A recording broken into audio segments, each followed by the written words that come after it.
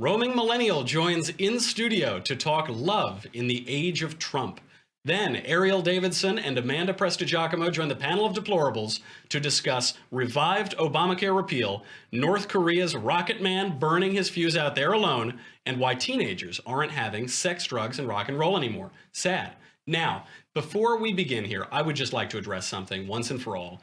People have been insinuating that the only reason that I do this show is so that I can bring on beautiful women and talk to them every single day. And obviously, nothing could be further from the truth. Before we begin roaming, could I get you a glass of Malbec? I would love that. Thank you. That is great. And fellas, seems a little bright in here to do an interview, so if we get, yeah, that's a lot better. That is much better.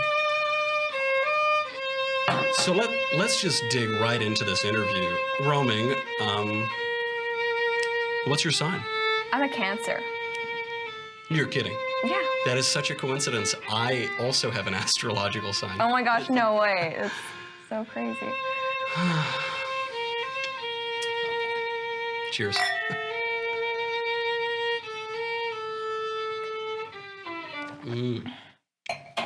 Wow. So, what is your favorite color, M&M? Why don't we both say our favorite colors on the count of three? Okay, that sounds fine. 1, 2, 3. Red. Blue, red. It's just, amazing. It's just like something's happening here or something like that. Yeah, wow. Definitely. So how's your fiance?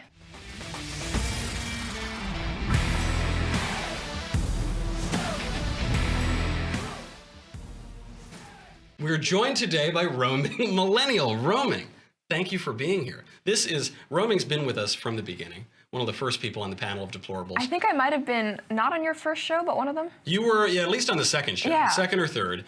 And you bring up my fiance, obviously, that's true. I'm getting married to sweet little Lisa next year. But the rapture is happening. The rapture is coming on Monday, according to Christian numerologists. So if we're going to start the doomsday, right-wing, apocalyptic, polygamous cult, now would be the time to do it. Speaking of sometime polygamous organizations, you went to BYU. That's right. I am not Mormon, but I went to pretty much the biggest Mormon university. But you're not Mormon, so I'm curious about your religious views, and I'm also curious about why you chose BYU, why you chose a Mormon school. So I'm born-again Christian. I chose BYU because I studied Middle East Studies and Arabic as my minor, and BYU actually has an amazing language program. So I went there to study Arabic, and I got a scholarship there. I was very lucky. It's a good school academically, but it is a Mormon school, and not being Mormon, there were definitely challenges. Yeah, definitely. What sort of challenges? Well, everyone's Mormon. They all super want you to convert to Mormonism. You have to take Mormon religion classes while you're there, regardless of whether you're Mormon or not. So I pretty much have, in essence, a minor in Mormonism. But, if you go to a UK public school, you have to take Islam classes. So course, it certainly makes thing. just as much sense. Exactly, the state religion, of course. And then just socially, there were things that, Mormons are, I have a lot of Mormon friends, but there are some things that's like, yeah, they are a little different, especially the ones in Utah. Do you find, because I haven't seen you talking about religion a lot, but we like to talk about religion in the show. First of all, what is your religious view?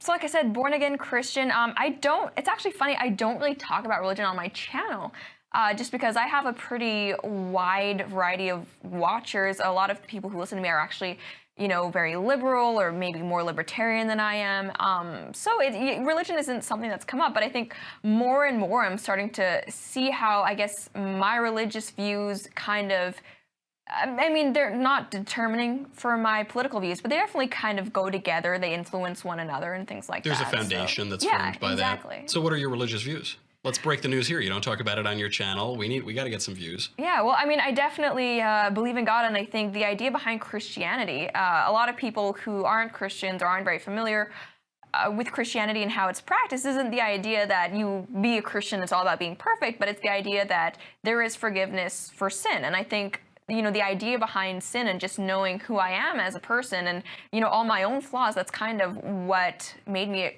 attracted to Christianity in the first place. Because if you look at all of the world religions, they all try to offer, I guess, a form of self-help or self-improvement. But Christianity is really the only one that says, yeah, you're never going to be perfect, but here's what you can do about it. So you said it goes hand in hand with your politics. I have two questions on that. One, how does your religion influence your politics and maybe vice versa? And also, do conservatives have to be Christian or Jewish or religious? Is there room for atheists in the conservative movement? Well, for me, it's funny because I grew up in a kind of Easter, Christmas Catholic household. I think we all did. Gotta love those two holidays and only those. But Christmas Eve is good too because you get all the fish. Right, that's kind of like a second one. But yeah, when I was younger, I mean, I've never been liberal. I've always been pretty conservative, just of how my parents brought me up. So it's not like if I were to be an atheist, I'd be this pink-haired, overweight feminist, right? I mean, it's not there. But I think since I kind of started exploring Christianity more from a philosophical and theological standpoint, I've come to see more that there are two realms, and I'm libertarian in my view of government, but I think very much so that just because we are permitted to do something by government, that doesn't mean we should. And so I think that's why religion and having these moral questions is so important. And I think from a moral standpoint, what I think of as right and wrong, politically and even in my own life, that's where I guess my faith really plays into it. And do you think that's where the millennial generation and the younger generation are, this kind of libertarian relation to Christianity, or is it something different? Are they the nuns? Are they really atheists, or are they just reaching for something that they weren't raised up with? I think they're reaching for something, and I think that's why libertarianism, more so than conservatism, is being popular. Because if you look at libertarianism, I mean, pretty much a lot of conservatives embrace small government principles, but I guess what I see is the big difference with them and libertarians, like the small government conservatives, is the fact that small government conservatives still will be very much against things like drug use, and libertarians. Well, not personally, just for the law. Right, just for the law. I'm sure they're all, Buckley used to smoke pot on his yacht, according to vicious, unsubstantiated rumors. That are totally not true. Probably not true. Yeah. Possibly true, I don't know. But yeah, and I think that's one of the biggest differences. And I think when we're looking at this younger generation who is more conservative leaning than any since, what is it, the 60s or something like that, I think they're on their way there, right? They see the dangers of large government. But I think where we need to do better as conservatives is teaching them, like, yeah, government should be out of our lives, but we should still kind of restrain ourselves, and here's why. Here's why this is not morally good for us to do, even if no government is going to be telling us not to do it. So do you think, I mean, you would call yourself sometimes a libertarian, sometimes a conservative. I would say conservatarian. I would never just say, even when I talk about libertarianism, I say like, oh, I lean libertarian, because when I think libertarian, I just think, Gary Johnson and lizard people, no roads, smoking pot. I don't know, that's my... Wait, you're talking about the theorem of the reptilians. You're questioning that settled science? No, I'm sorry. Okay, all right. Well, maybe we'll get to that later with the panel. But there does seem to me sometimes the libertarianism is a cop-out a little bit, and I think it's why college kids lean that way, is because you can say, look, man, yeah, I want lower taxes, but I'm not one of those big, bad conservatives. Do you think that libertarianism is a step on the road to being more of a mainstream conservative, or is it really its own category? I think it can be a step on the road toward mainstream conservatism, as long as we, if you have that foundation where you don't have, or at least the state doesn't have the right to interfere in your lives, there's no good to be had from wealth redistribution, things like that. That is on a step, a step on the road to conservatism. But I think the extra thing that needs to happen is that you have to be asking yourselves these moral questions, like, all right, well, if the state isn't there to tell us what to do, does that mean we just do whatever, live this crazy ANCAP life, or are we still operating on the assumption that there are things that are right and wrong in our lives? And if so, what are they? How do we know what should guide us in that? And I think that's where church comes in. And Dennis Prager talks about this a lot, and I think it's such a true point. Small government only really works under I guess the guide of these religions and faiths that kind of keep us in check, because the government isn't there to do that. You need a big God to have a small government. Exactly. That's what you're saying. Yeah, I think that's totally right. It does remind me that the libertinism of P.G. O'Rourke's essay, where the title of the essay is, I think, I might be misquoting it, How to Drive Fast on Drugs While Getting Your Wing Wang Squeezed and Not Spill Your Drinks.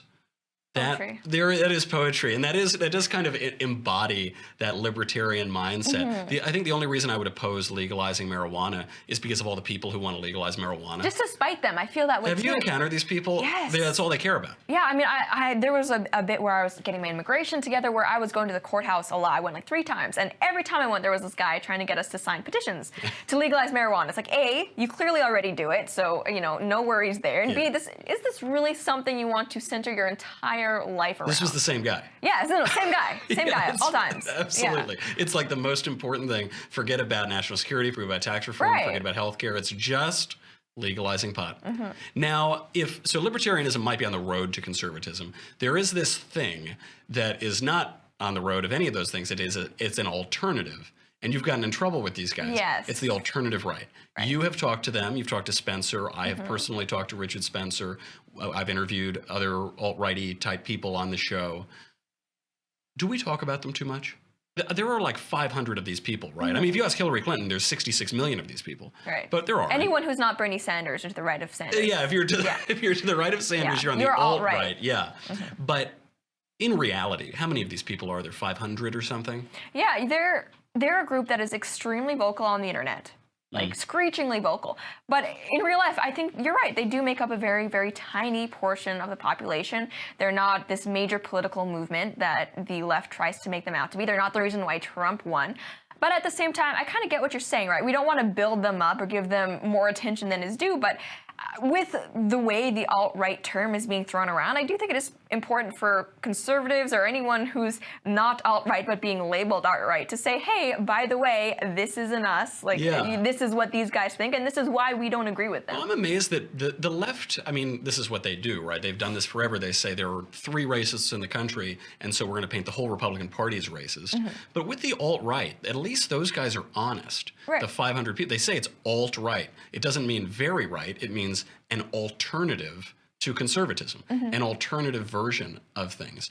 So I guess you're right. You do have to point out why they're wrong. Their ideas are illogical. They're easily refuted. They're very emotional. And people ask me why I'm not alt-right. I'm not alt-right for the same reason I'm not a feminist or Black Lives Matter advocate, right? Because they're emotional arguments based on identitarianism. And like, I have a lot more things to be proud of and committed to than the color of my skin, right? Yeah, it's nothing. I don't feel that I've accomplished very much for that. You also have this other issue with the alt-right, which is that you are not all white. Yes, that I am complicit in the white genocide. You are. You are the genocide. white genocide. Yeah. Roaming. How dare you? Yeah, I mean, I feel bad for, they're clearly upset about this, but, here I am planning to, I guess, have all these mixed race children, so I guess. It's really. Oops. You know what I think, though? I think we need to amend. They have this slogan, which is the 14 words: we must secure the existence of our people and a future for white children. If we just add a hyphen in there and say white Asian children, right? And then you're good. Then you can fit in there. We would get along totally fine if only that were changed. And you get a ton of flack from these guys on YouTube. Oh yeah, because it is pretty strange. You only started doing this a year and a half ago, and now you're like the biggest thing on YouTube. But you grew so fast. You get a gazillion views. What is it about you? Why do people watch you? That's something that I've asked myself a bunch, right? Because I kind of watch my videos, and these are kind of niche subjects, right? I mean, things that I think are interesting, but By the way, feel free to actually drink the wine. I'm taking the gag as license to drink during the show. It seems great. Yeah, I'm not sure. I think part of it is that people are looking right now for someone who isn't afraid to be called all these names and just express themselves. So that's why when you see anyone who's not afraid to do that, Ben Shapiro is a great example of that. People are kind of interested. I saw him earlier. I don't know. Yeah, I saw him somewhere. Maybe it was a dream. But yeah, so people are drawn to that, and then hopefully they look at my channel and see someone who I really do care about these issues, and I see myself as sort of an activist for conservative small government principles, and I hope that my videos are informative. I'm sure a lot of people will say I'm only popular because I am a girl. You know what? I'm not going to say that has nothing to do with it. I'm hoping that's not the only reason why people watch me. Are you saying that if I identify as a girl that I'll finally get as many views as you do? That is how that works. We're doing it right now. I am a woman. I am a beautiful woman. You identify as Angelina Jolie. Yeah, that's right. Yeah, at least my cousin Beyonce. Yeah. So on that point, they say it's just because you're a girl. And it is true. Pretty girls do very well on YouTube, particularly in the conservative movement. They do very well on Fox News and on television stations. But that's fine. It seems to me, use any tool at your disposal to talk about true ideas.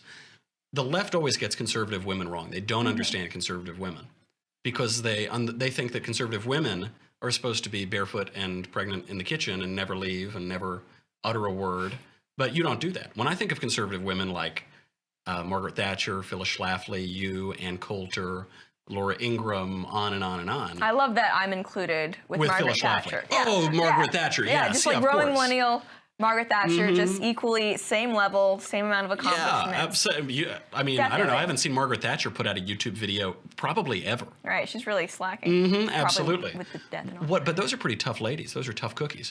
You're an outspoken, fierce defender of your ideas. Yeah. Why do they get women wrong? And you know what? I get people on the left attacking me for that reason all the time. Oh, if you're so for family values, why are you not, pumping out children and stuff like that? And by the way, I'm 23. I think I have enough time to do both. But Well, Monday is actually the apocalypse, right, so we better hurry up on it. Yep.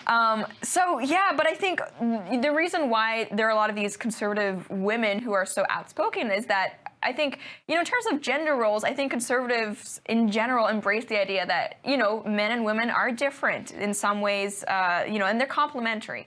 And so as someone who is a woman and conservative, I feel like I kind of care about these issues in a maternal way.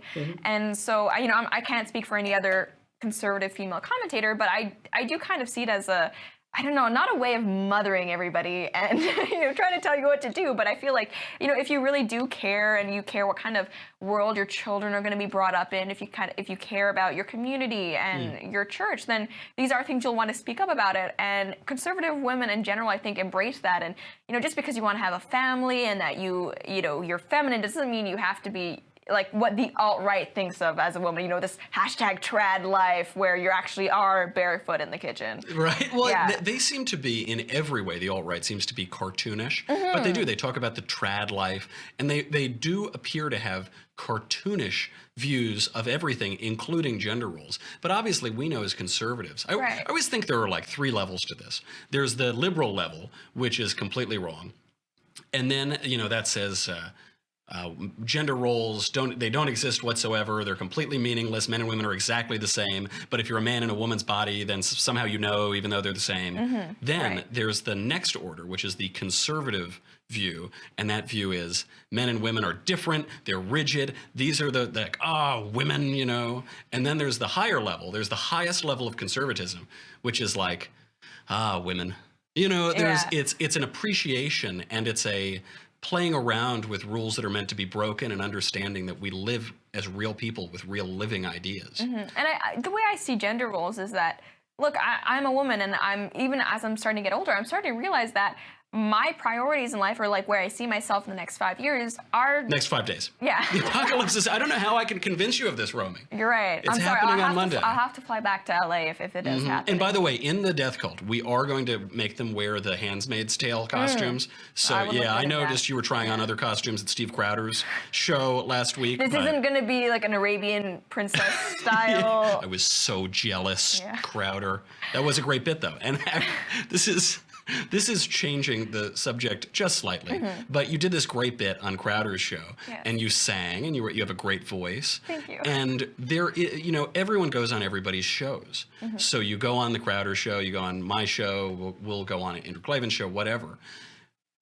We are dominating the internet as conservatives. Conservatives are killing it on YouTube and Twitter. That's where we live. Why is that? What is happening now? Is it just a new version of something that's always been around, or is this a real moment of cultural lift for the right? I think right now what we're seeing is a backlash to the leftism that's been pushed down people's throats. And so I think, honestly, love Trump or hate Trump, I think he's kind of the embodiment of that, right? I don't think Trump won because he's this policy savant or because he's the people's savior. I think it's because people are really upset with the establishment right now and the way things are going, especially when we look at leftism and how this leftist globalist I guess, point of view, where that's gotten them. And I think the popularity of like your show, Daily Wire in general, I think that's kind of reflective of that. And what I'm hoping is that I'm not sure that everyone who is watching these conservative videos is a conservative themselves. I'm hoping that, you know, they kind of watch it and take away what the core message of like constitutional conservatism is, Judeo-Christian values and stuff like that. But at the very least, because of this backlash, it's getting more attention to what I think are some important issues. I don't think everyone who's watching it right now, like I said, is a conservative themselves, but I'm hoping it's at least a step in the right direction, right? Step one is make people interested and watching your show, right? Then. And why would someone who's not a conservative watch this show or watch your channel or watch any Crowd or Ben or Drew?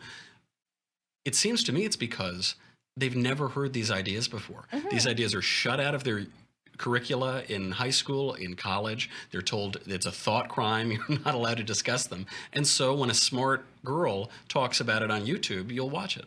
Right, and I think the fact that the left is always calling people like you and me Nazis, white supremacists, stuff like that, I mean, at the very least, people are going to be interested, right? Like, oh, really? Like, are these modern day Nazis? Are they actually in league with Richard Spencer and, you know, all of those Charles people? And at the very least, it makes them interested. And then I think when they watch our stuff and then see, oh, wait, that's not you, I think it kind of triggers something in them like, oh, well, you know, if this wasn't true, what I've heard about conservatives without actually seeing them, like, what else have I been told that's based on these leftist stereotypes and not actually reflective of conservatives?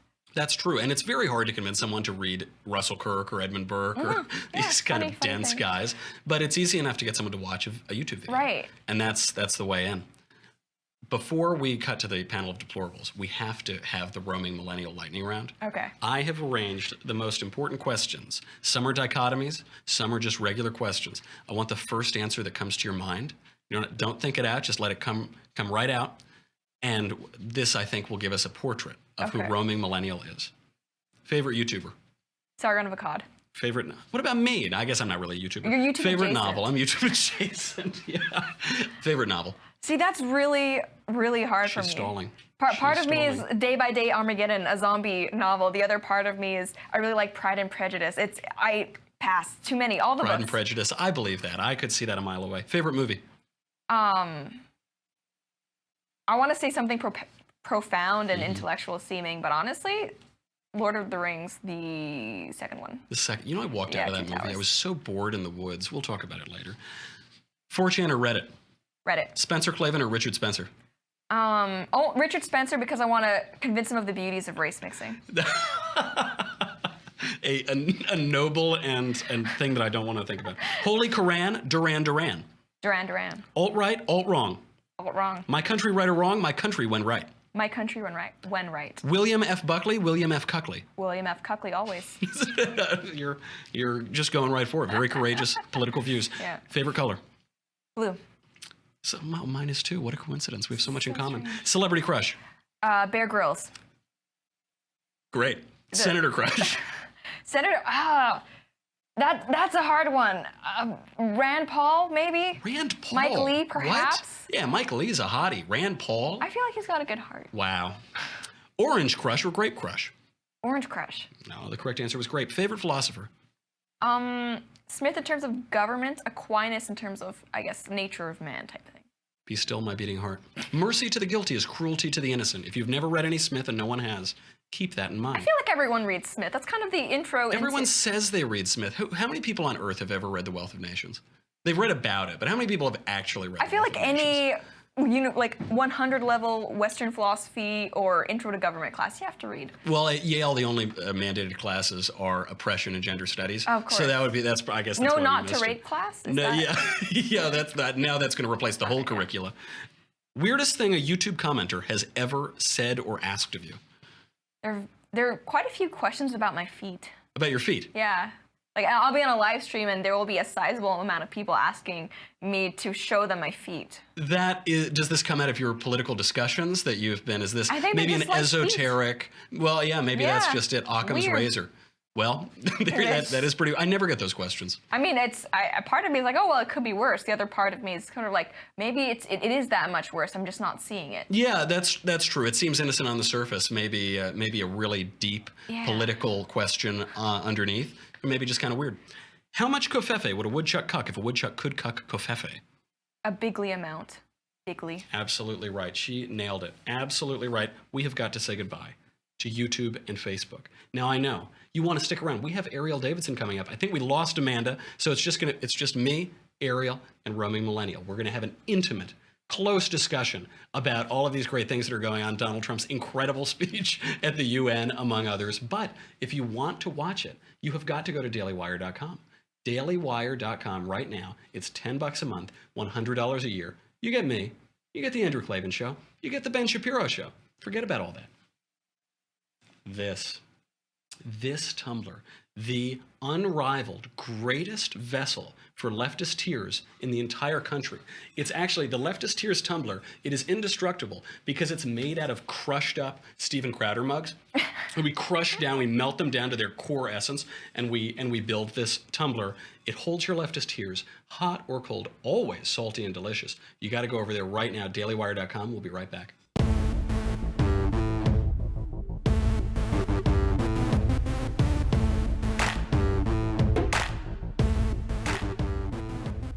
It is time to talk about the undead, a zombie back from life. And for that, we cut to our senior zombie correspondent, Bob Hope. Live here? Yes. Well, maybe you know what a zombie is. When a person dies and is buried, it seems to certain voodoo priests who have the power to bring him back to life. Oh, horrible. It's worse than horrible because a zombie has no will of his own. You see them sometimes walking around blindly with dead eyes, following orders, not knowing what they do, not caring. You mean like Democrats?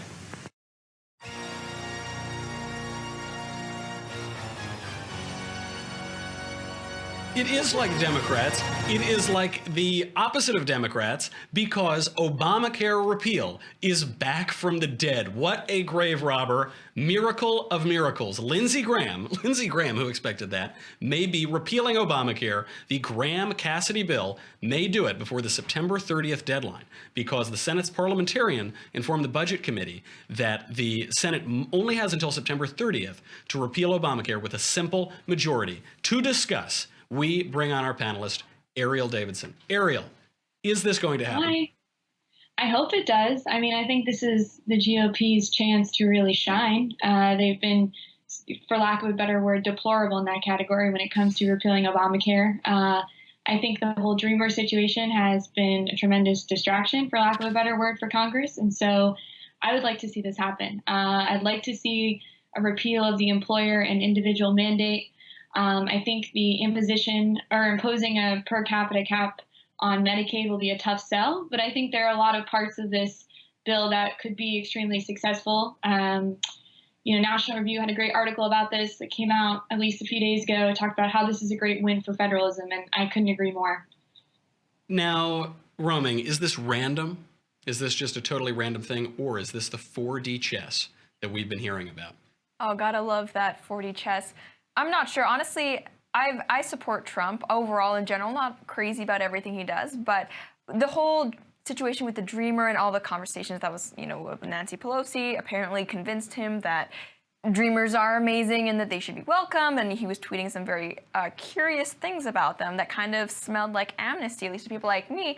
I'm not going to go so far as to say that this is a way of, I don't know, maybe the GOP trying to say like, oh, by the way, we are still in some ways conservative, like at least a little bit. I hope it works out. Would be great if they could do it with a simple majority. I don't know if people like John McCain are going to let him. But 4D chess match, I'm not sure. Sometimes where things just go so bad that it kind of from afar looks all right. I think this might just be what the GOP has been doing that lately. It can't get any worse. Yeah. We were hearing for so long Trump is going to do it. He's going to do it on day one.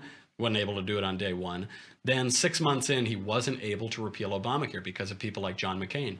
And we react so quickly to Donald Trump. We react in such a huge way, such an outsized way. But I wonder, it took Barack Obama 18 months to pass the Affordable Care Act. It's much harder to repeal an entitlement than to pass one. So maybe we'll give him the benefit of the doubt. We were told a couple months ago that Obamacare repeal was completely dead. It was never going to happen. Now it looks like there's a chance that this thing will come back to life. Erielle, Is this, should we give Donald Trump more time, more of the benefit of the doubt, or has his time run up? I think we should give him the benefit of the doubt here, and I'll tell you why. I think that one of the most successful things you can do in your first term as a president is to really pick 2 or 3 issues that you're going to focus on. Trump ran very hard on immigration. It looks like he's not totally winning on that frontier right now, for lack of a better verb.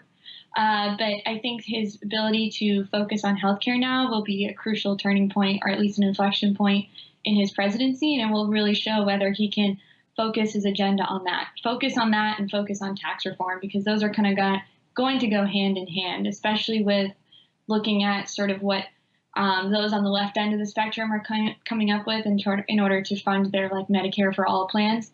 I don't know if you caught Bernie Sanders' idea of hiking taxes up to 52% to pay for his healthcare plan. Perfect. Bernie Sanders wants more taxes? Apparently, what is breaking news? heard that. Bernie Sanders wants to raise taxes because of these brand new ideas like socialism. You know, those brand new 200-year-old ideas like socialism? That have worked amazingly. Yeah, like all the youths, like Right. Bernie Sanders. Yeah. Right. Well, so I hope that it works. I hope that Trump is able to get this done and really show that he can focus his agenda in order to accomplish things. It's not like Trump has a lack of ideas. There's plenty of good points and plenty of good fronts for him to fight battles on. I just hope that he chooses his battles wisely, and this is one definitely worth choosing. So I hope he's able to focus himself on it and get it done. Very good ideas and the best words. And he is using those best words in his first appearance at the United Nations. Donald Trump made it to the UN and he did not disappoint. Some of the quotes are, the Iran deal was one of the worst and most one-sided transactions. Quote, major portions of the world are in conflict and some, in fact, are going to hell. In America, we do not seek to impose our way of life on anyone, but rather to let it shine as an example for everyone to watch. And then he addressed North Korea. No one has shown more contempt for other nations and for the well-being of their own people than the depraved regime in North Korea. It is responsible for the starvation deaths of millions of North Koreans and for the imprisonment, torture, killing, and oppression of countless more. We were all witness to the regime's deadly abuse when an innocent American college student, Otto Warmbier, was returned to America only to die a few days later. No nation on earth has an interest in seeing this band of criminals arm itself with nuclear weapons and missiles. The United States has great strength and patience, but if it is forced to defend itself or its allies, we will have no choice but to totally destroy North Korea. Rocket Man is on a suicide mission for himself and for his regime.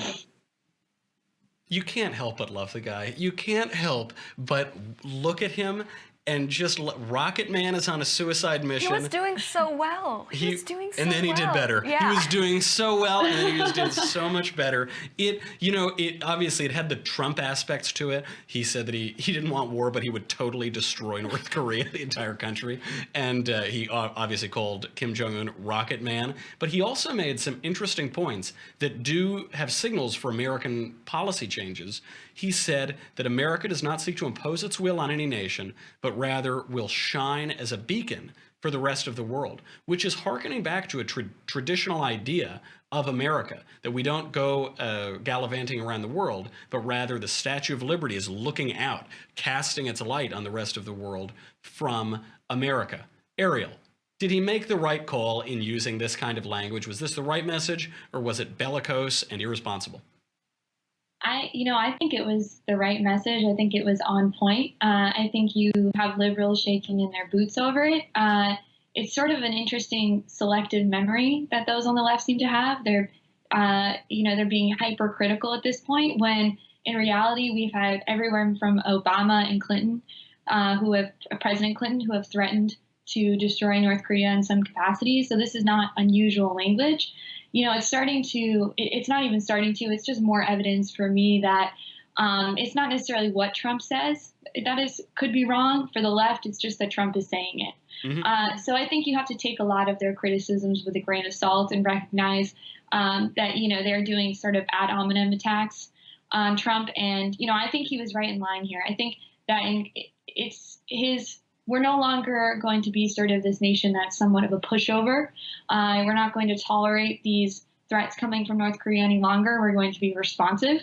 And that's sort of if you want to be you want to restore American hegemony, you need to think about restoring our image on the global stage. So he's trying to do that. He's trying to reassert ourselves as a superpower. So I thought his message was on point. But to restore that image, to restore that credibility, you have to back up Right. your talk with action. Roaming, is it, to borrow a phrase from President Trump, all talk and no action? Or is he willing to back this up?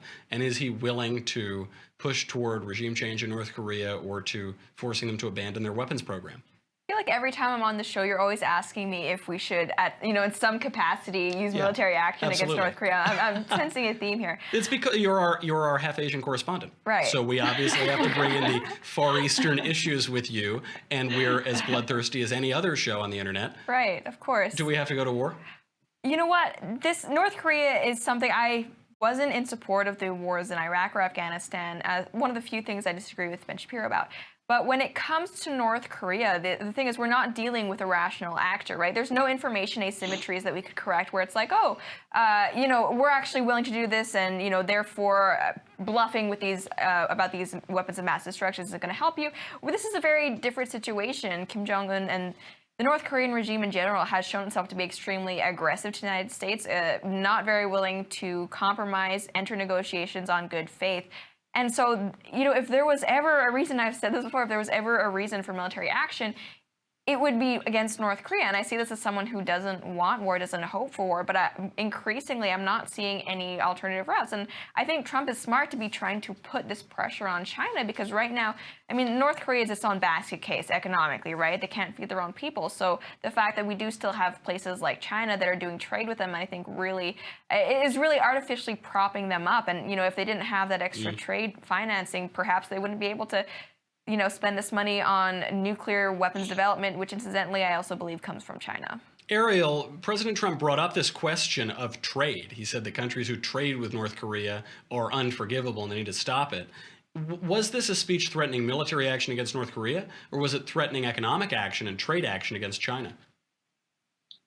I think it was, seeing economic isolation, which is something we see constantly or frequently with sanctions, as a way of, let's go through the process of economically isolating this country in order to correct their behavior. Will it work? I don't know. This is one of those situations in which, the North Korean economy is so fragile because it's completely state-run, and most of the, I don't know what percentage of the country, but a large fraction of the country is enslaved to the government. So it's very tough to say, sort of predict how the economy will do in North Korea in response to being economically isolated. But if that is the route we go, I see that sort of a method of, let's try these other methods before we escalate the situation to military action. So I do think it was a good call on Trump's part, and I'm hopeful that this is sort of the nudge and the push that will get things done without having to escalate the situation further. Because, as Roaming pointed out, North Korea is an unpredictable, irrational actor, despite what Keith Ellison might tell you that he's a very, that Kim Jong-un is a responsible leader. I don't know if you recall that video, that quote that Keith Ellison had where he said, the leader of North Korea was being more responsible than Donald Trump. It's just absurdity. We just need to send Dennis Rodman over there. Ambassador Rodman, that is. Yeah. Ambassador Rodman. To North Korea. I think he's offered, actually.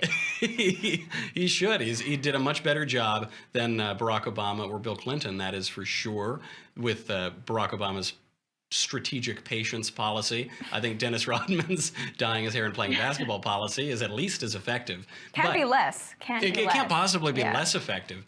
But we need to talk about something much more important than a potential nuclear holocaust, and perhaps more dire. When it comes to sex, dating, and drinking, 18 is the new 15 for American teens.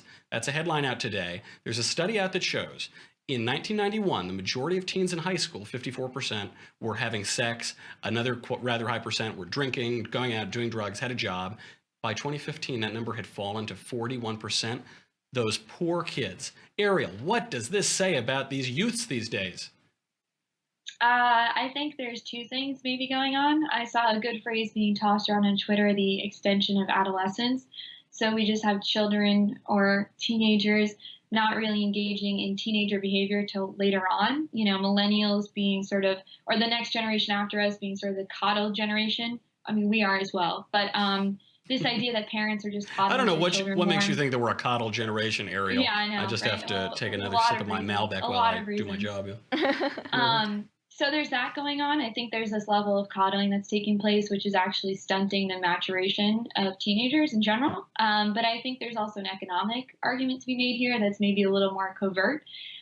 You're starting to see the minimum wage rising in major cities. San Francisco, they're planning on raising it to $15. When you do that, you actually cut out a large part of part-time workers.